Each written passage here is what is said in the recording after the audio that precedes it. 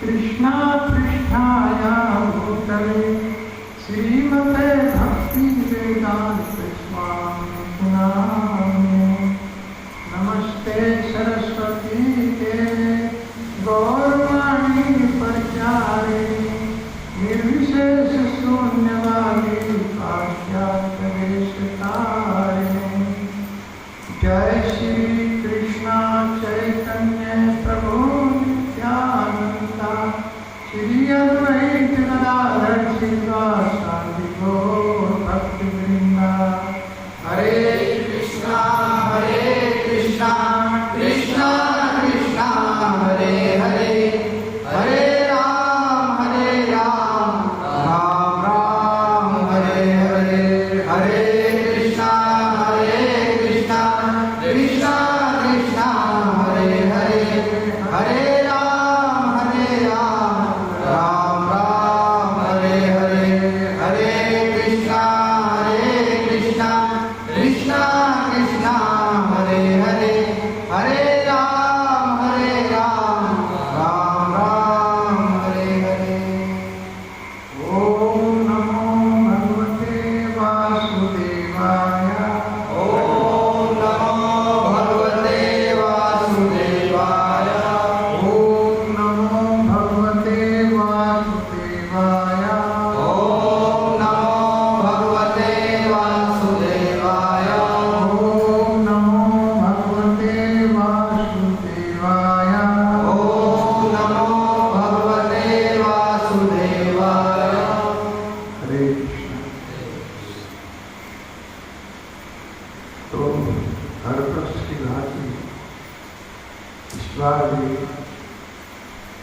गुरु महाराज व्यास पूजा के उपलक्ष्य में श्रीमद् भागवत कथा सप्ताह और इस सप्ताह में हमें ये अवसर देना, यहाँ के जो भक्त हैं मधुबन बिहारी दास, जगन्नाथ प्रभु जी और श्री कृष्णदास प्राण सभी भक्त सहयोग करते हैं। तो बहुत बहुत आभार, बहुत बहुत धन्यवाद। और विशेषकर हमारे जो दत्तू जी हैं जो दिल्ली से यहाँ पधारे हैं, और उनके साथ में उनके साथी जो कृष्ण प्रेमी हैं कथा सुनने के लिए यहाँ पर और हमारा साथ साथ साहस बढ़ा देते हैं। दत्तू जी के लिए कहूँगा हमारे बहुत प्रिय हैं। अभी कथा में हरिद्वार में थे हम लोग, और अब कथा सुनने के लिए यहाँ और हमारा साथ बढ़ाने के लिए बता रहे हैं। तो बहुत बहुत आभार। इनके लिए एक बार हरि बोल कहते हैं, इनका स्वागत करना। हरि बोल। तो आज मौसम की जो स्थिति है, ऐसी मौसम में वास्तव में आना बहुत कठिन है, और फिर भी जो भक्त लोग हैं कथा को कितना भी आदमी हो कम हो ज़्यादा हो, कथा तो भगवान की कथाएं हैं तो इनको कहना है और कहना चाहिए। तो इस तरह से आज हम ये प्रारंभ करते हैं कि श्रीमद् भागवत का 7वां स्कंद और अध्याय 5 से प्रारंभ करेंगे। तो इसमें नरसिंह भगवान के प्रारंभ की कथा चली। तो प्रहलाद महाराज का चरित्र वास्तव में ये देखना कि किस तरह से एक बालक जो 5 वर्ष की आयु था किस तरह से भक्ति में ग्रह, जो पिता है वो तो बिल्कुल भगवान के विपरीत है।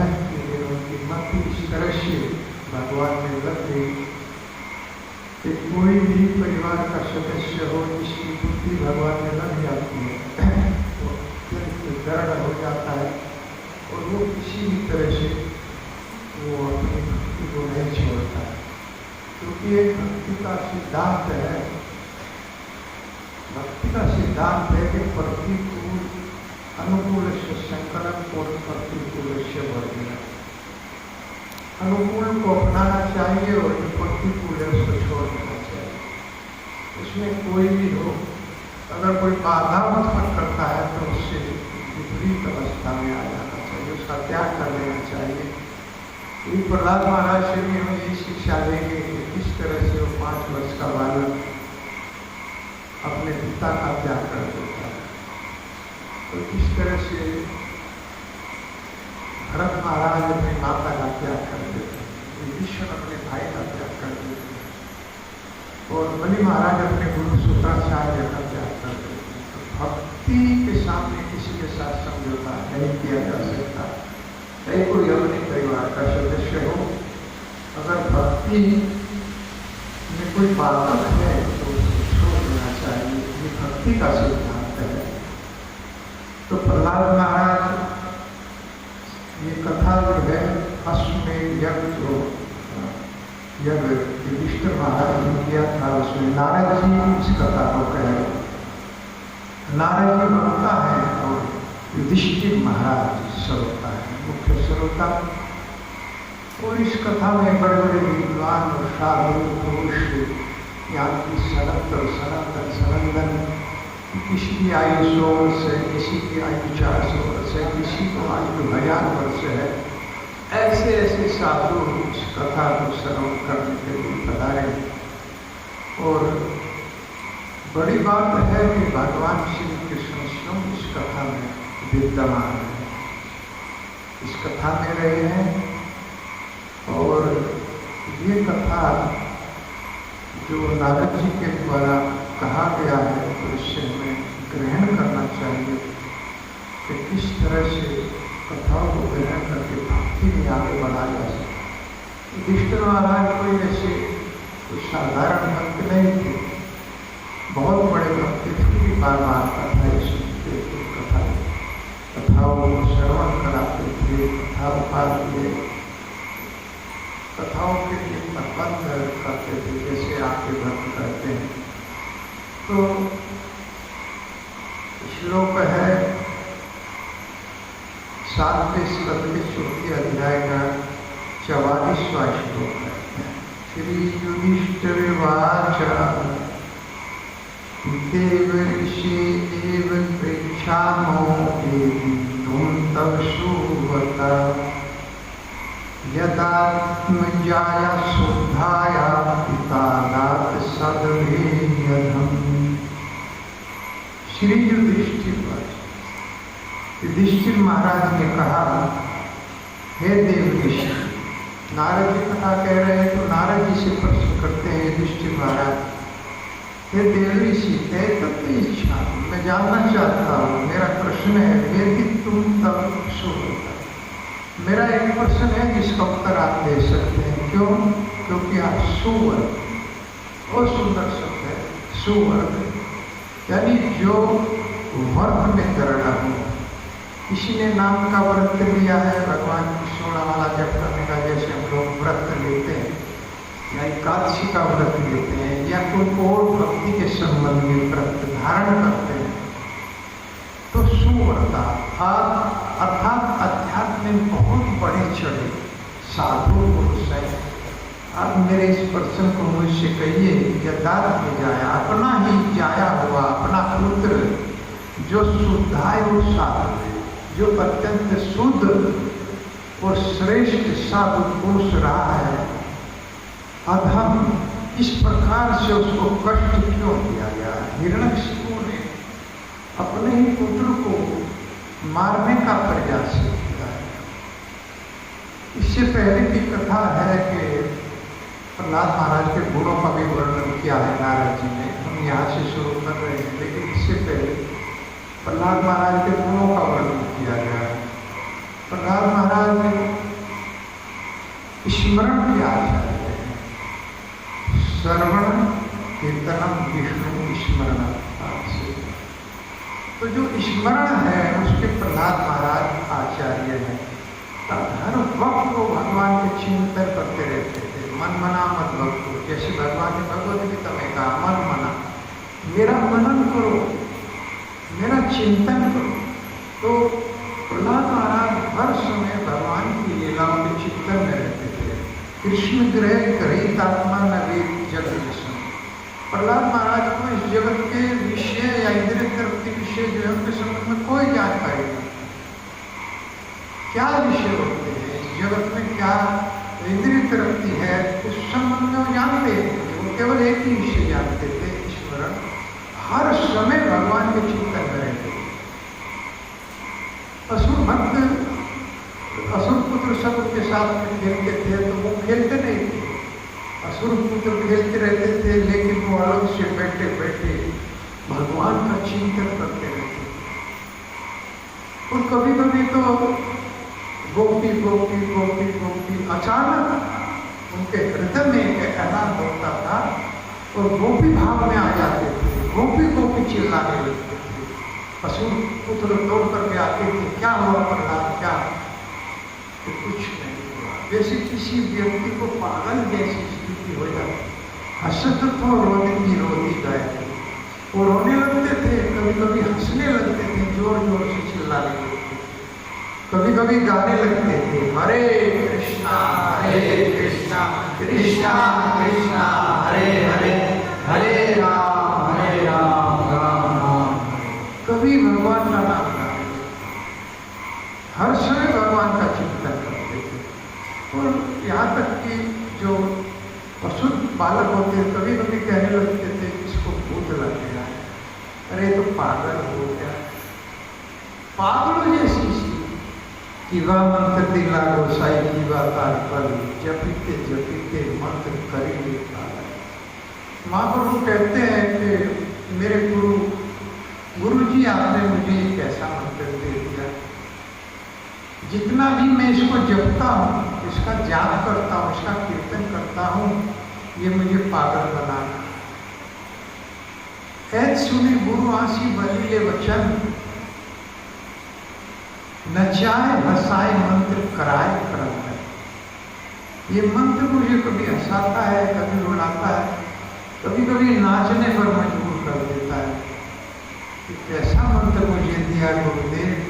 तो ये बात सुनकर के गुरुजी गदगद हो गए, प्रसन्न हो गए कि मेरा शिष्य उसी ओर बढ़ रहा है जिस ओर मैं चाहता हूं। पागलों जैसी स्थिति हो जाती है। भक्त लोग जब नृत्य करते हैं हरिनाम के साथ में तो वो बेसुध हो जाते हैं। केवल भगवान के नाम के साथ नाचना चाहिए। हम लोग टीवी वगैरह में देखते हैं किस तरह से माताएं वगैरह नाचती है, तो प्रोफेशनल कथा लोग कहते हैं, बड़े बड़े कैमरे लगते हैं, बड़ी बड़ी कथाएं होती हैं, लेकिन ये जो कथा वास्तव में इसको नहीं होती। एक बार हमारे यहाँ एक हमारी जो सिस्टर लगती है, हमारे एक साथी थे, एक बार हम अपने यहाँ बैठे हुए तो हमारे घर आई, तो उसने मुझे कहा भैया मैं कथा करा रहे, दिल्ली के रहने वाले, दिल्ली में रहते हैं, कि मैं कथा करा रहे, मैं कोई शास्त्री का कोई शिष्य बताया, उसकी कथा करा रहे, बहुत पैसा खर्च कर रहे हूँ, आप भी उसमें आना। हमारे पास निमाई प्रभु जी बैठे थे, जोशी के भाई हैं, भक्ति में अग्रसर है। मैंने कहा आप निमाई प्रभु जी की कथा कराइए तो मैं आऊँगा। तो उसके मुंह से निकला एकदम यही शब्द था कि इस्कॉन की कौन कथा कराता है, इस्कॉन की तो कोई कथा नहीं कराता, क्योंकि इस्कॉन की कथाओं में ये नाचना गाना, ये अपनी कथा कहना ये नहीं होता है। इस्कॉन की कथाओं में श्लोक के अनुसार वही बात बताई जाती है जो हमारा धर्म होता है, इससे अलावा हम नहीं बोलते।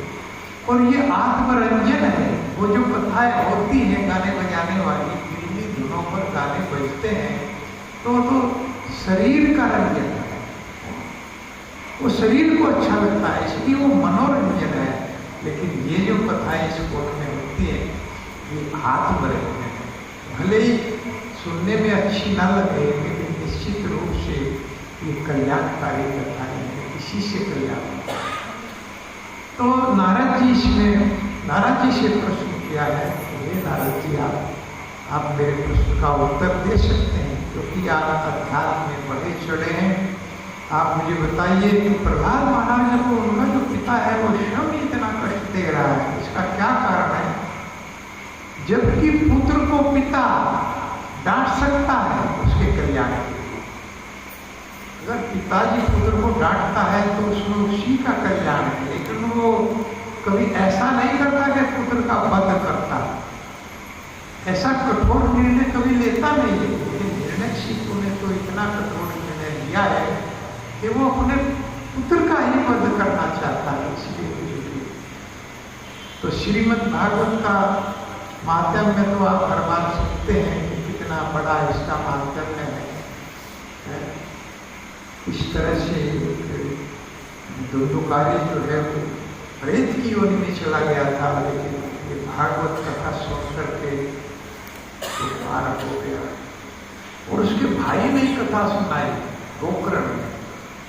गोकर्ण ने कथा सुनाई। दुर्दुकारी बहुत ही पापी था, तो वेश्याओं का संग करता था, घर का धन पान उठाता था, पिता की आज्ञा का पालन नहीं करता था। तो दुर्दुकारी प्रेत की योनि में चला गया। उसको वेश्याओं के द्वारा ही जला करके मार दिया गया था। तो सुकुन में दिखाई दिया गोकर्ण के। गोकर्ण एक साधु पुरुष थे। तो गोकर्ण से कहा, भैया मैं प्रेत की योनि में आ गया हूँ, मेरा शरीर जल रहा है, इसमें अग्नि लगी हुई है, मुझे इससे मुक्त करा। तो गोकर्ण ने कहा, भैया मैं उपाय करूंगा। तो तर्पण किया, यहां से नहीं बात करी, फिर दिखाई दिया, फिर गया में गए। गया में जाकर के पिंडदान की क्रिया को पूर्ण नियम के अनुसार पूर्ण किया।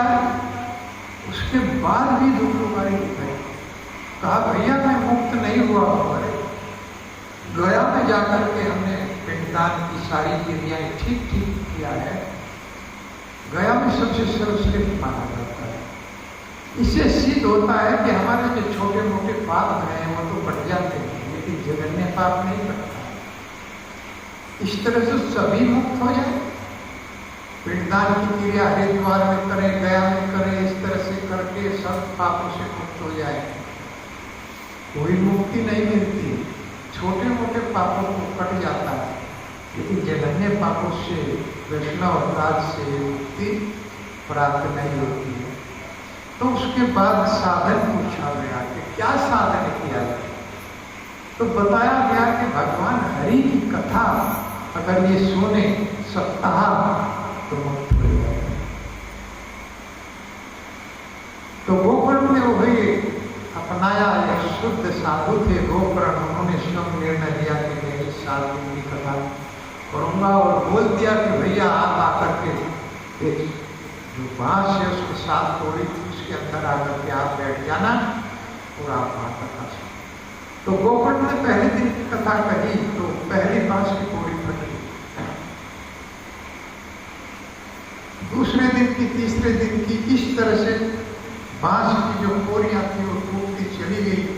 और आखिर में 7वें दिन की कोरी जब कथा समाप्त की तो वो भी फट गई।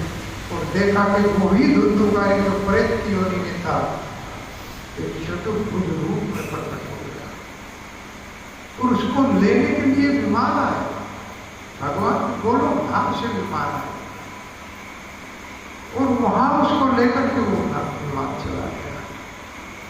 तो जो लोग कथा सुन रहे थे, श्रवण कर रहे थे, उन्होंने प्रश्न किया कि हमने भी कथा को श्रवण किया है, हम क्यों नहीं गए हैं, ये विमान हमको लेकर के क्यों नहीं गया। तो गोकर्ण ने बताया कि ये दुर्दुकारी ने मनन नहीं किया, कानों से सुना ही नहीं, उसने मनन नहीं किया, उसने हृदयाङ्गन कर दिया है कथा को। उसका भले ही थोड़ा हिस्सा हमारे हाथ लगे, लेकिन हमको कथाओं में से क्या मिला है। बार बार हम मनन करेंगे तो कथाएं भी हमारे स्मरण में आ जाएंगी, हमारे हृदय में आ जाएंगी, और उससे भगवान भी प्रसन्न होंगे। तो इस तरह से हिंदू कार्य का उद्धार हुआ। और उसके बाद जो कथाएं दोबारा कही कि भाई आपकी, क्योंकि लोग कथा को सुनते नहीं है। कोई अपने घर का चिंतन करता है, कोई पत्नी का, बच्चों का, कोई अपने कार्य का, कोई अपने बिजनेस का, कथा में बैठे रहते हैं, लेकिन वो लोग चिंतन दूसरा करते हैं, इसलिए कथाओं का लाभ वो नहीं मिल पाता। तो इस तरह से दोबारा कथा कही और दोबारा सब जो गाँव वासी थे सब ने बहुत ध्यानपूर्वक कथा को श्रवण किया और कथा को सुन करके पूरा गांव कर गया। फिर विमान आए, पूरे गांव को लेकर के गए। इतनी बड़ी महत्ता किस भगवान की कथा होगा, कथा। तो इस तरह से ये कथाएं कहाँ से प्रकट हुई? कथाओं को व्यासदेव जी ने रचित किया है। माणा गांव के पास उनकी गुफा है, सरस्वती के तट पर। वहीं पर बद्रीनाथ जी में, उस स्थान पर हमें भी जाने का सौभाग्य मिला। 2-3 किलोमीटर आगे है बद्रीनाथ से माणा। वहीं से सरस्वती जी प्रकट होती है। वहीं के किनारे पर उनकी कुटिया है, जहाँ पर उन्होंने श्रीमद् भागवत की रचना की। और यही नहीं, पहले वेदों की रचना किया, लेकिन संतुष्ट नहीं हुए। वेदों से संतुष्ट नहीं हुए, दुखी हुए। उसके बाद में उपनिषदों की रचना किया, उपनिषद। फिर भी तुष्ट नहीं हुए और उसके बाद पुराणों की रचना किया। 17 पुराण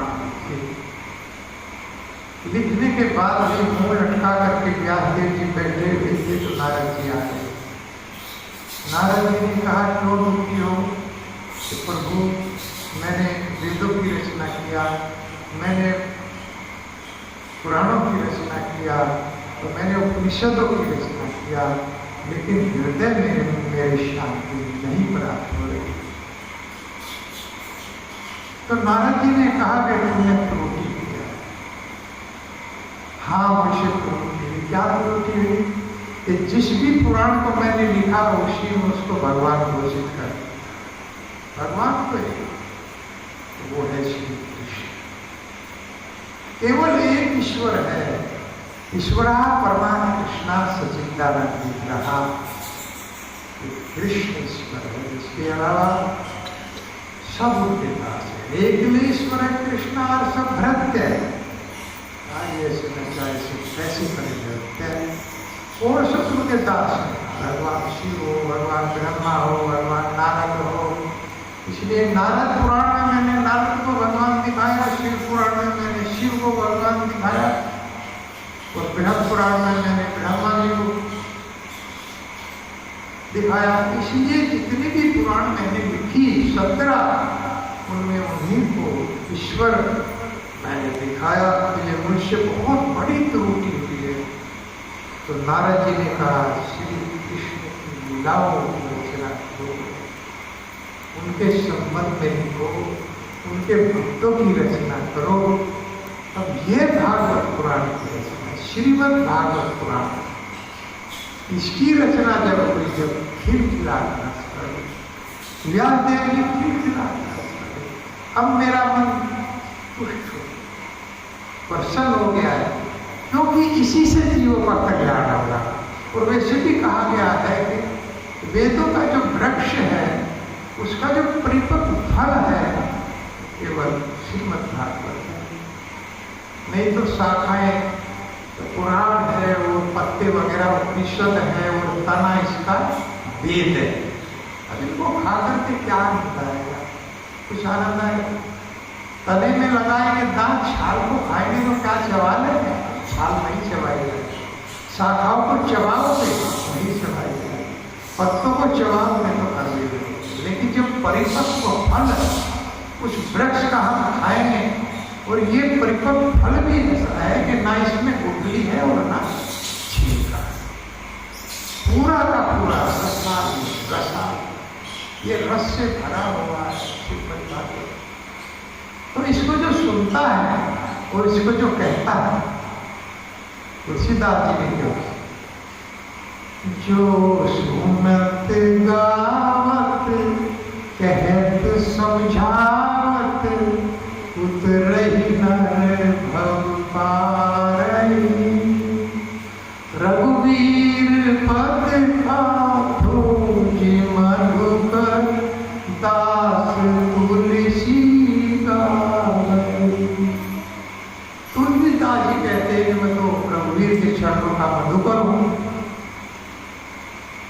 चरणों की शरण लेकर के मैं ये बात कहता हूं कि जो भी राम की कथा को, कृष्ण की कथा को सुनेगा, जो गाएगा, जो कहेगा, वो भवसागर से पार हो जाएगा। सुनने वाला भी और कहने वाला भी और समझाने वाला भी, अर्थात जो टीचिंग करेगा वो भी पार हो जाएगा, जो कथा को सुनाएगा वो भी पार हो जाएगा, और जो सुनेगा वो भी पार हो जाएगा। भगवान के चरणों में बैठ कर गा रहे हैं, इसमें तो कोई शक है नहीं कि हम पार ना हो सुनने वाले। तो ये ऐसी कथा है, इतनी श्रेष्ठ कथा है, तो इनको सुनकर के, इनको गाकर के, इनको मनन कर जीव भवसागर से पार हो जाए। तो ये मनुष्य शरीर ऐसे नहीं मिला। आगे प्रहलाद महाराज ने बताएंगे कि ये वास्तव में कितना दुर्लभ शरीर हम लोगों को प्राप्त हुआ है, बहुत दुर्लभ। मानुषम जन्म तदप्य ध्रुवमर्थम दुर्लभो मानुषो देहो देही नाम छठंगुरो तत्रापि मन्ये दुर्लभम वैकुंठ दर्शनम। नव योगे फिर इस बात को कहते हैं दुर्लभ मानुषम देह, ये देह बड़ी दुर्लभ है। देही नाम क्षणभंगुरा, लेकिन यही क्षण को भी नहीं जा सकते, इसका कोई समय नहीं।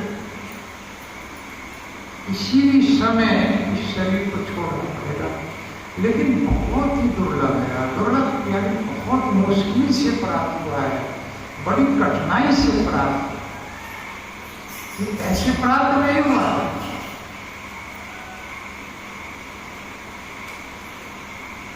एक ते ब्रह्मांड भरी अनंत जीवगण, एक ते ब्रह्मांड भरी अनंत जीवगण 84 लाख योनि ते करीबे ब्रह्मांड।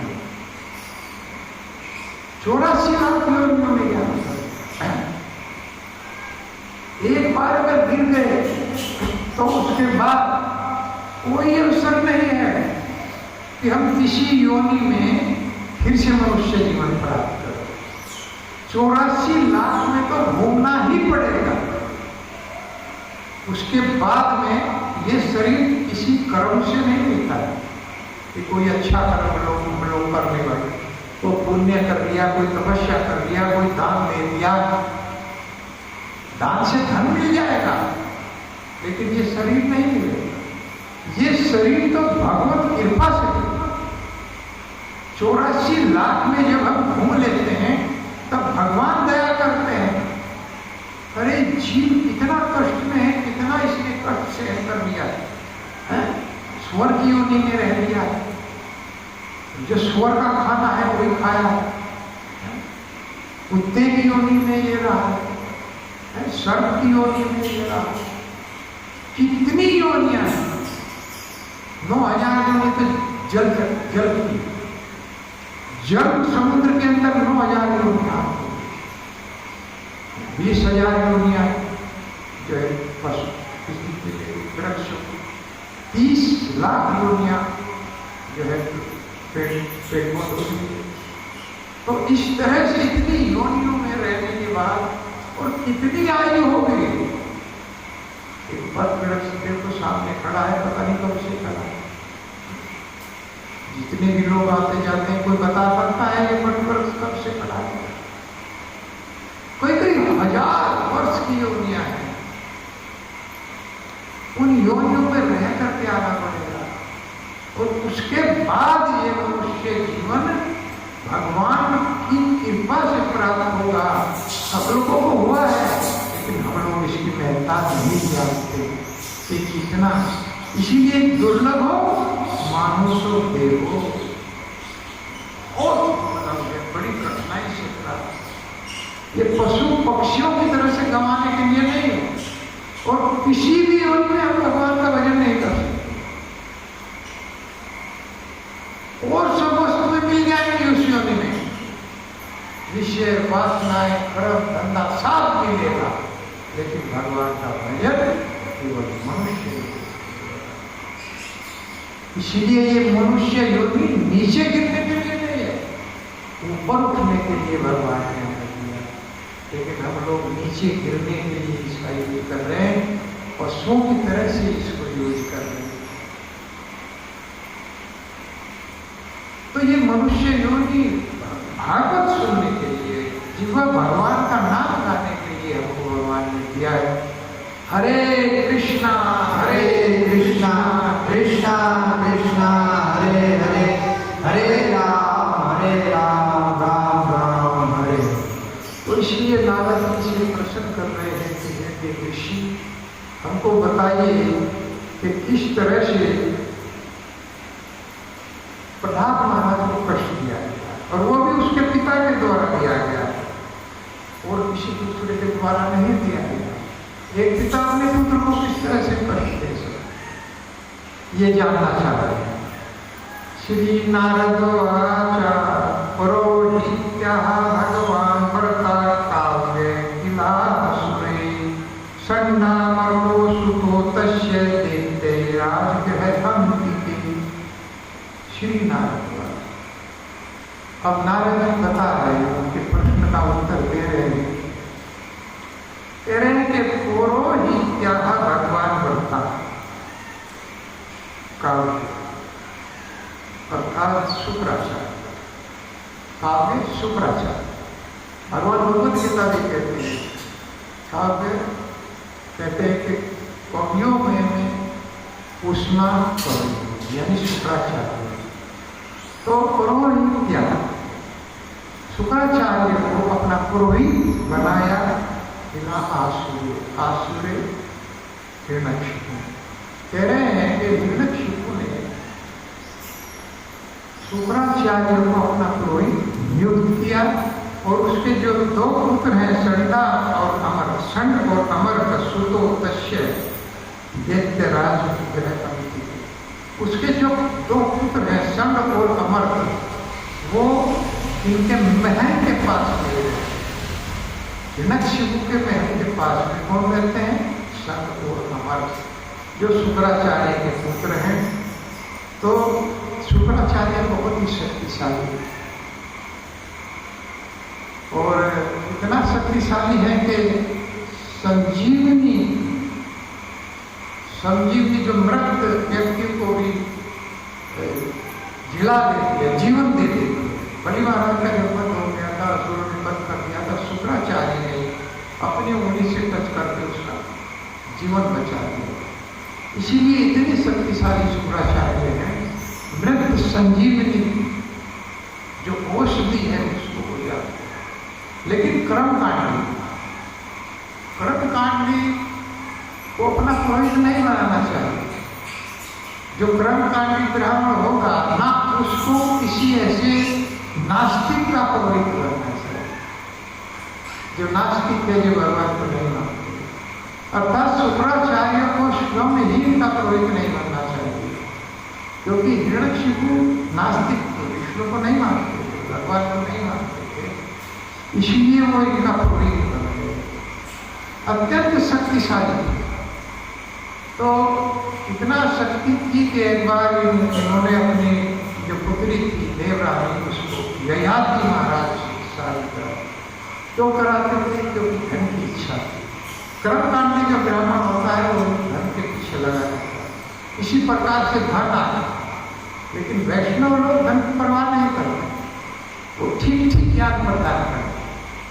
जैसे नारद जी सदैव भगवान का भजन करते रहते हैं, धन की कोई कामना नहीं करते। इसलिए शुक्राचार्य जो है वो धन की कामना करते हैं। इसलिए ययाति महाराज उस समय के चक्रवर्ती सम्राट, वहीं से प्रथा शुरू। सबसे पहले जो सम्राट थे वो ययाति महाराज थे, चक्रवर्ती सम्राट। इतना बड़ा उनका राज्य था, और जिसका ससुर इतना पैसे वाला हो तो उसको पैसे की क्या था। देवरानी की शादी कराती अपनी पुत्री, और उसके साथ में शर्मिष्ठा को भेज दिया दासी के रूप। लेकिन ययाति महाराज जो है वो उन्होंने अपनी पत्नी के साथ साथ शर्मिष्ठा से भी संबंध बना दिया। ऐसा हो जाता है ना, तो फिर व्यक्ति इधर उधर जाते रहता है। तो शर्मिष्ठा से अब देवरानी नाराज हो गई। देवरानी अपने पिता के पास चली गई, बता कि पिताजी ऐसी ऐसी बात है। और ययाति महाराज को उन्होंने साथ दे दिया, बेटा वृद्धावस्था का बूढ़े हो गए। अब वो बूढ़े हो गए, अब बूढ़े हो गए ययाति महाराज, लेकिन उनकी इच्छाएं जो है वो इतनी तृप्त नहीं। उन्होंने कहा महाराज अब आपने मुझे तो बूढ़ा कर दिया, रात की जो पुत्री है ये युवा, अब मैं कहीं फंक्शन में जाऊंगा तो मैं तो बूढ़ा और ये युवा, तो कोई क्या करेगा? हाँ कोई गाली देगा, अरे अपनी पुत्री को एक बूढ़े के साथ में शादी करा दिया है, आप मुझे कुछ तरीका बताइए, मुझे युवा बनाना। तो शुक्राचार्य ने कहा कि मैं तो अपने शाप को वापस नहीं ले सकता, लेकिन अगर तुमको कोई अपनी आयु दे दे तो वो बूढ़ा हो जाएगा, तुम जवान ऐसा होगा। तो ययाति महाराज अपने बड़े पुत्र यदु के पास, 4 पुत्र थे, बड़े पुत्र का नाम था यदु, छोटे पुत्र का नाम था पुरु। तो यदु महाराज के पास गए और यदु महाराज से कहने लगे बेटा आप मेरे पुत्र हो, मेरी आज्ञा का पालन करोगे, और मेरी अभी इच्छा जो है वो पूर्ति नहीं हुई है, और मैं चाहता हूं कि आप अपनी आयु पूछें।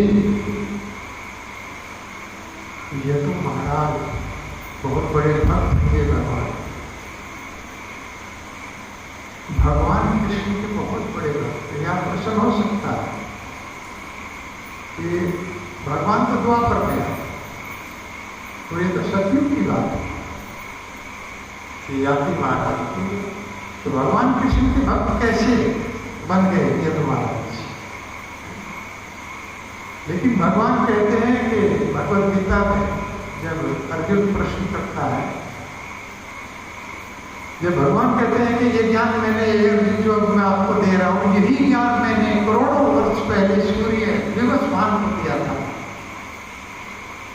अर्जुन ने प्रश्न किया प्रभु आप तो अब हुए हैं, आप तो तब थे नहीं, आपने कहा ज्ञान दे दिया?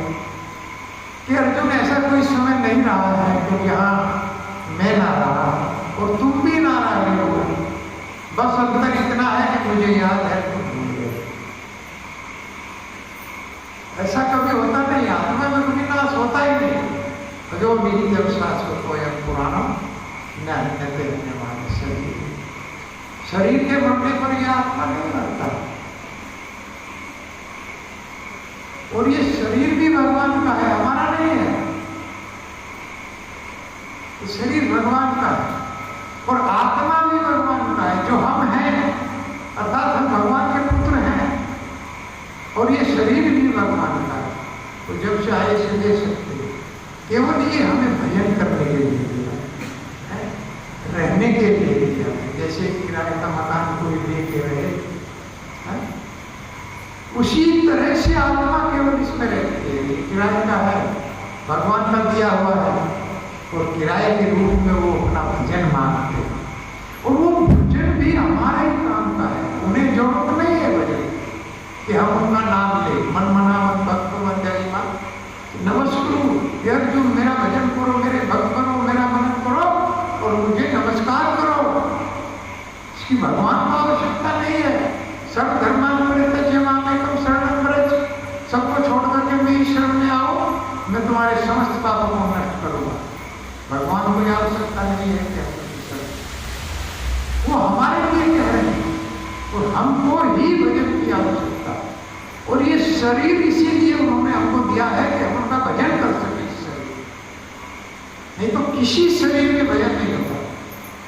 जैसे मकान मालिक का किराया, मकान लेना पड़ेगा तो उसका किराया देना पड़ेगा, लेकिन भगवान कोई किराया नहीं देते। रहने के लिए इतना सुंदर मकान दे दिया,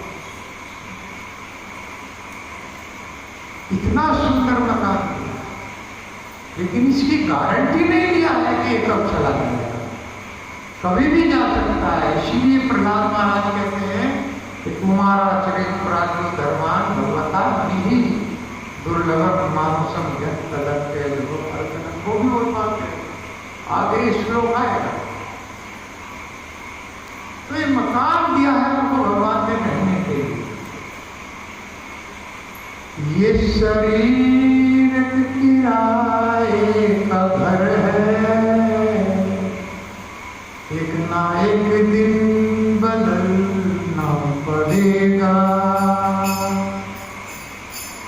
ये शरीर किराए का घर है, एक ना एक दिन बदलना पड़ेगा। मौत जब तुझको आवाज देगी,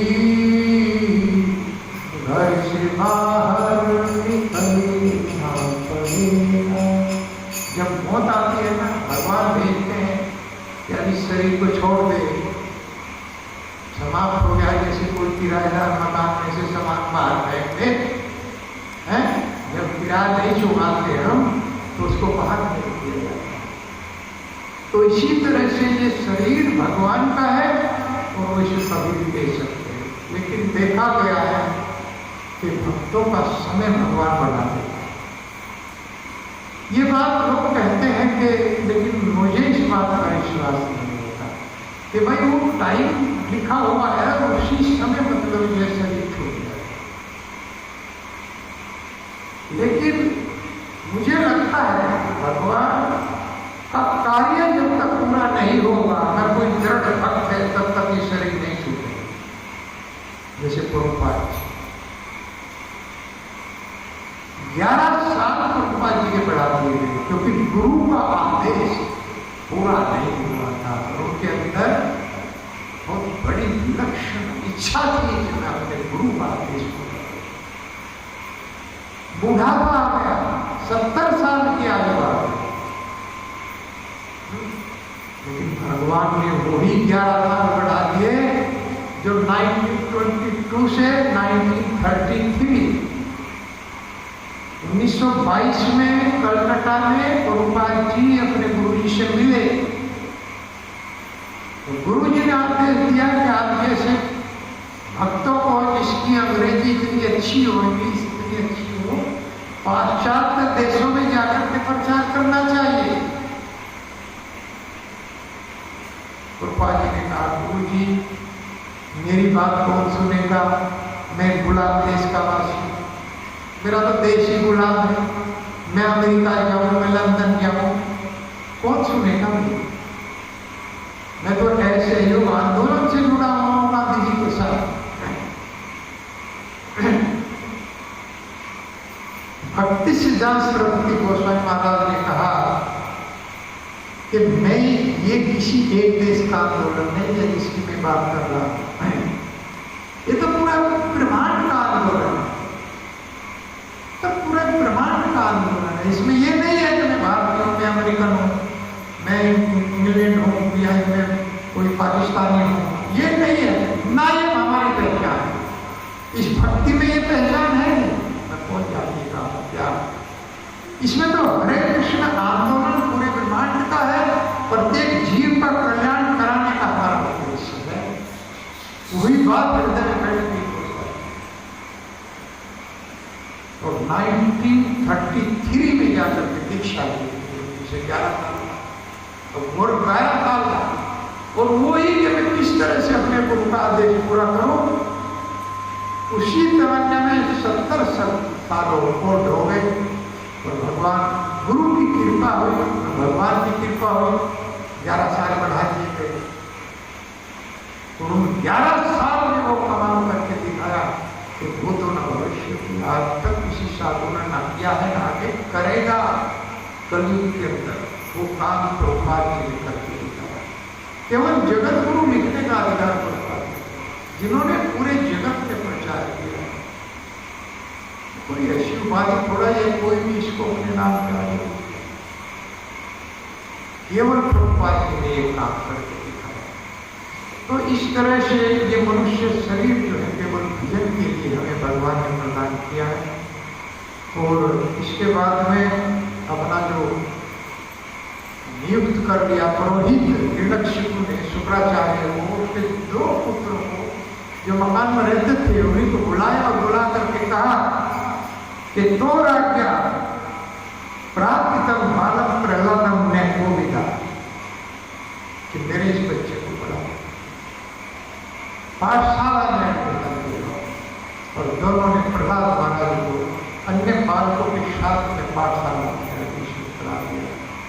पाठशाला में पढ़ने के लिए वो चले। जो प्रतिकूल होगा उसके अंदर वो बात आएगी। प्रहलाद महाराज पाठशाला में पढ़ते थे और विषय भी सुनाते थे, लेकिन उनसे उनका कोई संबंध नहीं था, केवल भगवान से संबंध। हम लोगों ने तो अपने संबंध को भगवान से तोड़ करके अपने परिवार, अपने बच्चों से, अपनी संपत्ति से, अपने धन से तोड़ दिया। हमने भगवान से अपने संबंध को अलग कर दिया। अरे संबंध वास्तव में भगवान से, क्योंकि भगवान के पुत्र हैं। बार बार भगवान कह रहे हैं, पिता में ऐसे जो तो माता दाता पिता महा, मैं ही तुम्हारा माँ हूं, मैं ही तुम्हारा पिता हूं, मैं तुम्हारा बाबा हूं, मैं तुम्हारा दादा हूं, सब कुछ मैं ही हूं। और इस जगत में जो माता पिता है वो तो वास्तव में नकली है। चित्रकेतु के पुत्र ने जब नारद जी ने उनको कहा कि कस्मिन् जन्मन अमी महायम पितरो मात्रो है भवत कर्म भीर ब्राह्मण मानस्य देव तिर्यक नरेश।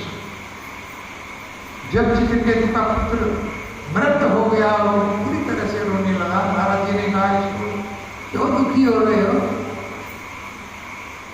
क्यों दुखी होते हो? कि पुत्र मर गया, अकेला पुत्र था, हजारों रानियां थी, अब इस राज्य का कौन देखेगा, कौन देखभाल करेगा इस राज्य की? कि बात करना चाहते हो तुम्हारे पुत्र को जिंदा करो, कि जिंदा करना तो बहुत बेहतर है। नारद जी ने जीव का आह्वान किया तो उनके बैठ गया। चित्रकेतु दौड़ा, हाय पुत्र करके दौड़ा। पुत्र ने कहा, सावधान चित्रकेतु, वहीं खड़े, मैं तुम्हारा पिता पुत्र नहीं। ये तो प्रक्रिया चल रही है, कब मैं तुम्हारा पिता बना, कब तुम मेरे पिता बने हैं? अरे मैं तो जितनी योनियों में रहा हूं 84 लाख में 84 लाख भी मैंने पिता धारण किए, 84 लाख भी मैंने माता धारण की। जीववाच्य कस्मिन् जन्मन अमी महायम पितरो मात्रो है भवत कर्म भीर ब्राह्मण मानस्य देव तिर्यक नरेश। कर्म के अनुसार जिस योनि में मैंने गया, मैं गया उसी में मैंने पिता का धारण किया। पशु बन गया तो उसमें पिता का धारण किया, वृक्ष बन गया उसमें पिता का धारण किया। अब तुम्हारे यहां गया तो तुम मेरे पिता बन गए। तो यहां कोई पिता नहीं, केवल एक पिता है, कृष्ण, जो सबके पिता है, सबके स्वामी है, सबका लक्ष्य। गतिर भरता प्रभु साक्षी निवास सर्व स्वयं। इतना सुंदर, मैं ही लक्ष्य हूं, मैं ही स्वामी हूं, मैं ही शरण स्थली हूं, मैं ही निवास स्थली हूं, सब कुछ मैं हूं। उसके बाद भी हमारी बुद्धि का सब कुछ कृष्ण। तो इस तरह से उसको पाठशाला में एडमिशन दिला दिया गया।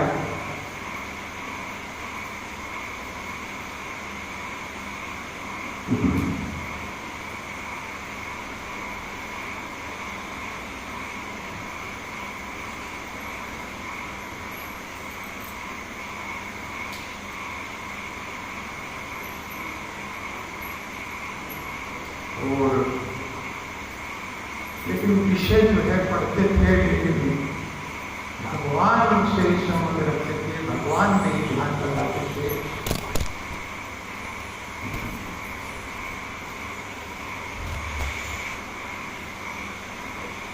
तो एक बार की बात है, एक दास सूर्यराज पुत्रम अंकम आरोप्य पांडव परपत्र कथताम वत्स मन्नते साधु यद भवा।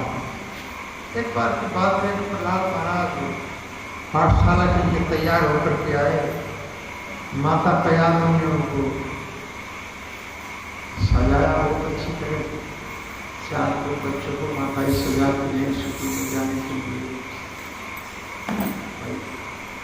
पानी की बोतल भी लगाते हैं, टिफिन भी लगाते हैं, ड्रेस भी पहनाते हैं। तो उसके लिए तैयार किया, बहुत ही सुंदर लग रहे थे। थे तो अचानक हिरण्यकशिपु आ गए घर में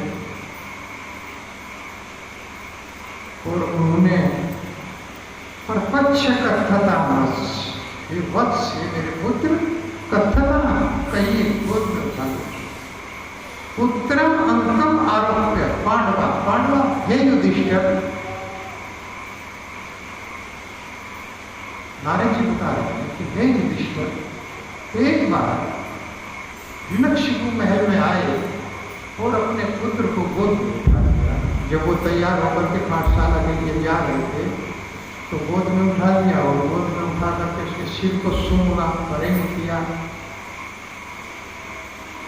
और कथता पूछा कि मन्यते साधु श्रेष्ठ जो तुम्हारा कोई विषय है, हे बेटा हे वत्स, वो मुझसे कहिए। आज तक तुमने पाठशाला में क्या सीखा, पाठशाला के अंदर क्या पढ़ाई किया है, वो पढ़ाई में जो भी तुम्हें अच्छा लगे वो मुझसे कहिए। कभी कभी माता पिता पूछ लेते हैं बेटा जो भी तुमको पाठ अच्छा लगता है वो सुनाओ, तो यही हिरण्यकशिपु ने पूछा कि बताइए कौन सा विषय तुम्हारा श्रेष्ठ है। तो श्री प्रहलाद वाक्य, श्री प्रहलाद कह रहे हैं तत्साधु मन्य असुरवर्यम देहिना सदा समुद्दिग्न ध्यान असंग्रह हित्वातम पातम गहम अंधरूपम वनम गतो जल हरिमाश्री। प्रहलाद महाराज बोलते, श्री प्रहलाद वाक्य तत्साधु मन्य असुरवर्यम, हे असुरराज सबसे श्रेष्ठ विषय है मेरा मानना है, मन्य मेरा मानना है कि सबसे श्रेष्ठ विषय हित्वातम पातम गृह मंदरूपम वनम गतो यद हरिमाश्रय, कि वन में जाकर के भगवान का भजन करना चाहिए, हरि आश्रय, हरि की शरण ग्रहण करनी चाहिए। ये मेरा सबसे विषय। तत्साधु मन्य असुरवर्यम देहिनाम सदा समुद्दिग्न, क्योंकि असत्य ये जो ग्रस्त है ये असत्य है, सत्य नहीं है, ये असत्य है और एक दूसरे असत्य वस्तु को हम पकड़े हुए हैं। अर्थात पत्नी भी असत्य है, पति भी असत्य है, बच्चे भी असत्य है, असत्य सत्य नहीं है, ये असत्य है। इसलिए एक दूसरे को पकड़े, पत्नी पति को पकड़े हुए है, बच्चों को पकड़े हुए है, पति पकड़े हुए, एक दूसरे की जो झूठी वस्तु है उसको पकड़े। प्रभुपाद जी ने इसको झूठा नहीं कहा, जगत को भी झूठा नहीं कहा, जबकि बहुत लोग इस जगत को झूठा कहते हैं। बस सबका अर्थ क्या है, सत्य है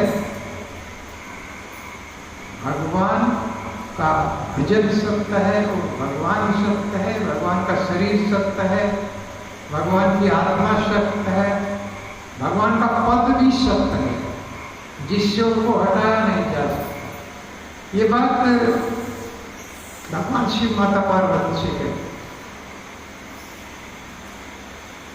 कहो मां में अनुभव अपना, भजन जगत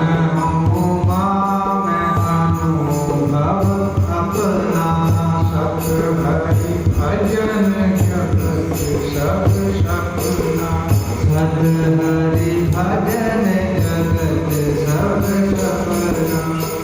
सब हरि भजन जगत सब सपना। और कोई छोटा मोटा व्यक्ति नहीं कह रहा है, इस बात को कौन कह रहे हैं, नारद जी साहब। इस बात को भगवान शिव कह रहे हैं कि हुमा इस जगत में सब कुछ असत्य है, केवल सत्य हरि का है।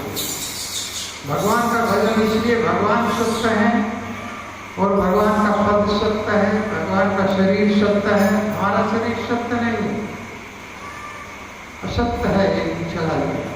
प्रभुपाद जी ने इस जगत को झूठा नहीं कहा, प्रभुपाद जी ने इस जगत को वास्तविक कहा, अर्थात जो ना झूठा है ना सत्य है, क्योंकि अनुभूति होती है। हम सब यहाँ बैठे हैं, आप सब सुन रहे हैं, एक दूसरे की अनुभूति हमको होती है। हमारे मकान है, हमारे दुकान है, हमारा घर संपत्ति सब कुछ है, उसकी अनुभूति होती है। अर्थात ये झूठा नहीं है, लेकिन क्षणिक है, चला जाएगा, समाप्त हो जाएगा, इसलिए सत्य नहीं, क्षणिक। भगवान किसको कहते हैं कि ये जगत वास्तविक है। तो सत्य हरि भजन, एक मंगलाचरण में एक श्लोक कहते हैं व्यासदेव जी, जब श्रीमद् भागवत की उन्होंने रचना किया तो एक श्लोक उन्होंने बोला, सच्चिदानंद रूपाय विश्वोत्पत्ति हेतवा, सच्चिदानंद रूपाय विश्वोत्पत्ति हेतवा, तापुत्तरे विनाशाय श्री कृष्णाय वयं नमः।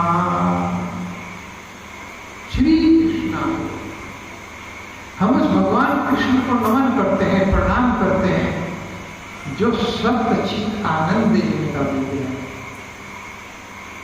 अर्थात सच्चिदानंद, सत्य चित और आनंद। भगवान का शरीर भी सत्य है, भगवान भी सत्य है, भगवान का पद भी सत्य है, भगवान का क्रम भी सत्य है, भगवान नख से सिर तक सत्य है। क्षणिक ज्ञान में कोई ऐसी वस्तु नहीं, और भगवान नख से सिर तक चित्त ज्ञान में है। ये ज्ञान वही जाकर के पूर्ण होता है, इस जगत में कोई ज्ञान नहीं है, क्योंकि ज्ञान भगवान का एक ऐश्वर्य है। और आनंद, भगवान नख से शिव तक आनंद से भरे हुए हैं, पूर्ण आनंदित है भगवान। उनके पास दुख नहीं है, दुख जैसी कोई वस्तु नहीं। कुंती महारानी ने मांगा के प्रभु मुझको दुख दे दो, विद्या शब्द में शाश्वत तत्व तत्र जगत गुरु भवतो दर्शनम यस्यात् पुनर्भव दर्शन। कहती है कि प्रभु मुझे तो आप विपत्ति दीजिए, दुख दीजिए, क्योंकि दुख में आपका ईश्वरन चिंतन चलता है, सुख में नहीं चलता। और हमारे ऊपर बहुत बड़े बड़े दुख रहे हैं, और दुखों में आप हमारे साथ रहे, दुखों में आप साथ रहते हैं, इसलिए हमको दुख दीजिए। ऐसे मांग तो बहुत बड़ी चीज रही है। भवतो दर्शन में यस्यात्, इससे क्या होगा? आपका दर्शन होगा। आप हमारे साथ रहेंगे तो आपका दर्शन होगा, और जहां आपका दर्शन होगा वहां जन्म मृत्यु का दर्शन नहीं होगा, कट जाएगा। जन्म मृत्यु का जो चक्र है, तो हम बार बार जन्म लेते हैं, जन्म मृत्यु जरा और व्याधि, ये 4 प्रकार के दुख हमको सदैव सताते रहते हैं, दुख देते रहते हैं जन्म। हमारे पता नहीं कितने जन्म हुए, 84 लाख जन्मों के बाद मनुष्य मिली, तो कितने जन्म हुए हैं? कितने कष्ट हम लोगों ने से, उसमें बीमारियां, उसमें बुढ़ापा, कितने बड़े बड़े कष्ट हमको। और जन्म मरण मोक्षाय ममाश्रित यतन्ति ते ब्रह्म तद्विदु कृष्ण अध्यात्म क्रमचाकिल, भगवत गीता 7वें अध्याय का 29वां। भगवान कहते हैं जन्म मरण जरा व्याधि से छुटकारा पाने के लिए मेरी शरण में आना पड़ेगा, मेरे आश्रित होना पड़ेगा। ते ब्रह्म तद्विदु कृष्ण अध्यात्म क्रमचाकिल, और जो ऐसा करता है, मेरी शरण में आता है, वही अपने आप को जानता है और कर्म को पहचानता है। वही जानता है वो ब्रह्म है, वो आत्मा है, वो ये जान जाता है, और वही कर्म को पहचानने वाला। नहीं तो कर्म कोई नहीं जानते हम लोग, ना अपने आप को जानते। सनातन गोस्वामी को उपदेश देते हुए जब दिया भगवान चैतन्य महाप्रभु ने, तो वहां पर इतना वास्तव में भक्त को कैसा होना चाहिए, इतना विनीत होकर के हाथ जोड़ करके भगवान के चरणों में बैठ करके कह रहे कि आमी के ने आमा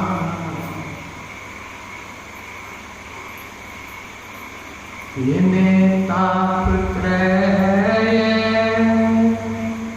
इहा नाही जानी के है। सनातन गोस्वामी के आमी के ने जारे ताप त्रय इहा नहीं जानी के हित है। कितना विनय प्रभु के आमी, मैं कौन हूँ? तो ये भी नहीं जाना। कहने आमार, तुझे कहाँ जाना है, क्या करना है? और जारे ताप कर रहे हैं, और जगत के जो 3 ताप हैं मुझे क्यों सता रहे हैं, मुझे दुख क्यों मिल रहा है? इसका कारण मैं नहीं जानता। यह नहीं जानी के मने हित है, मेरे हित में क्या चीज है और अहित मेरा क्यों हो रहा है? प्रभु मुझे बताइए, मैं तो जानता ही नहीं। इतना बड़ा ज्ञानी आदमी,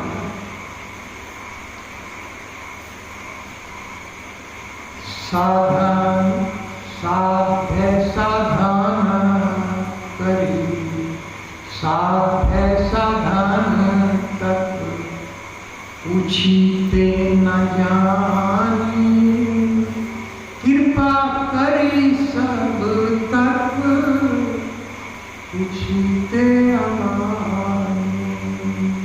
साध्य साधन तक पूछीते न जानी, कृपा करी सब तक पूछीते अपानी।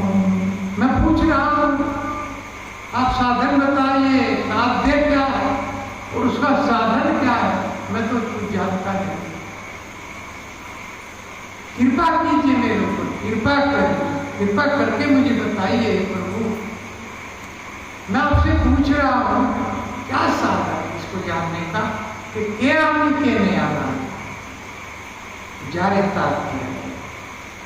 मैं 3 ताप ये क्यों जला रहे हैं, मैं कौन हूं? इस प्रश्न का उत्तर हम अगर ढूंढ लें तो बेड़ा पार कि मैं कौन हूं।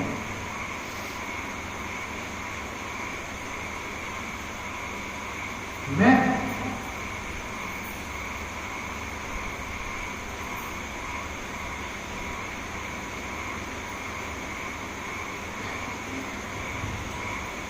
इसका उत्तर जीवेरे स्वरूप कृष्णेर नित्य दासा, कृष्णेर तटस्था शक्ति भेदाभेद प्रकाश। जीवेरे स्वरूप कृष्णेर नित्यदासा, कृष्णेर तटस्था शक्ति भेदाभेद प्रकाश। कौन हो तुम? कृष्ण के दास। सब जीव कृष्ण के दास, जीवे स्वरूप है कृष्णेर नित्य दास है। हम भगवान के नित्य दास हैं, भगवान के सेवक हैं, भगवान हमारे पिता है, भगवान हमारे स्वामी हैं। और दास का ये बनता है तो किसी न किसी की सेवा करे, तो उसकी सेवा करेंगे स्वामी। लेकिन हम इस जगत में देखते हैं कि हमारे स्वभाव में है कि हम सेवा करेंगे, किसी न किसी की सेवा करेंगे, ये स्वभाव में। चाहे कुत्ते की सेवा, बिल्ली की सेवा। बहुत लोग हैं जो कुत्ता पालते हैं, उसकी सेवा करते हैं अपने पास लाते। अब उनसे कहो भी कि भाई कुत्ते की सेवा कर रहे हैं तो भाई ये तो भगवान का ही है। वे कहते हैं कि भाई कुत्ता भी तो कुत्ते की सेवा निर्दया का कारण है। इसी तरह से महाराज जड़ भरत जो है उसमें चले गए, नीचे गिरते। एक हिरण के प्रति आसक्त हो गए तो नीचे गिरते, और फिर हिरण की होने के लिए